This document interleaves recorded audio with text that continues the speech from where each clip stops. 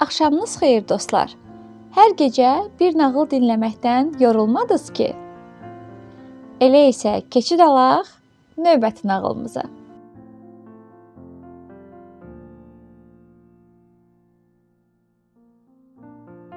Bu axşam sizə Axsayan eşşək və canavar adlı Yunan nağılını danışacağam.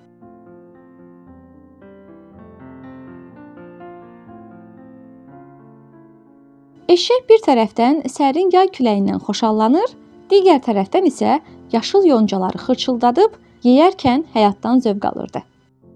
Birdən başını qaldırıb ona tərəf qaçan heyvanı görəndə sanki kəlləsinə bir qazan qaynar su töküldü. Yekəpər bir canavar iri dişlərini ağardaraq düz ona tərəf yorturdu. Tez çıxış yolu tapmalıyam, deyə eşşək düşündü və dərhal tapdı. Təhlükə məqamlarında eşşəklərin başı yaxşı işləyir.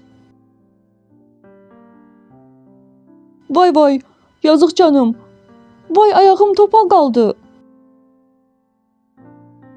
Ah çəkib axsamağa başladı və yanına gələn canavara dedi.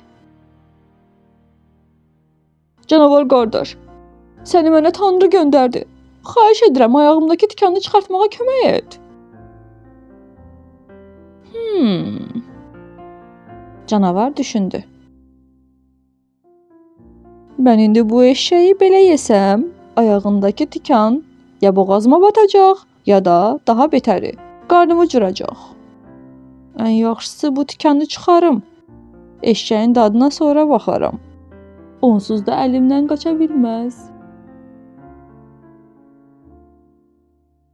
Bu vaxt eşşək dal ayağını canavara doğru uzadıb gözləyirdi. Canavar tikanı çıxarmaq istəyəndə eşşək soncuqlayıb onun başına elə möhkəm təpik ilişdirdi ki, gözündən od çıxdı. Bir müddət heç nə görə bilmədi. Canavar bir az sonra özünə gələndə əlbəttə ki, eşşəyi yanında görmədi. Eşşək çoxdan təpəni aşıb özünü kəndə çatdırmışdı. Canavar isə bir yandan qırılan dişlərini ağzından çıxarmağa çalışarkən, bir yandan da axmaqlığını özünə bağışlaya bilmirdi. Atan sənə qəssablığı öyrətdi. Gedib öz peşənlə məşğul olasan. Xəstə baxıcısı olmağa cəhd edəndə nəticəsi belə olar. Hələ şükür elə ki, sağ qalmısan, axmaq canavar. Öz işini qoyub başqasının işinə burnunu soxanların sonu budur.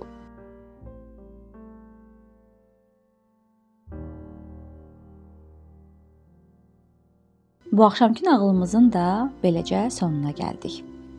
Növbəti axşam yeni bir nağılla qarşınıza gələcəyik. Amma siz hansı nağılı dinləmək istəyirsinizsə, mütləq şərhlərdə bizimlə bölüşün.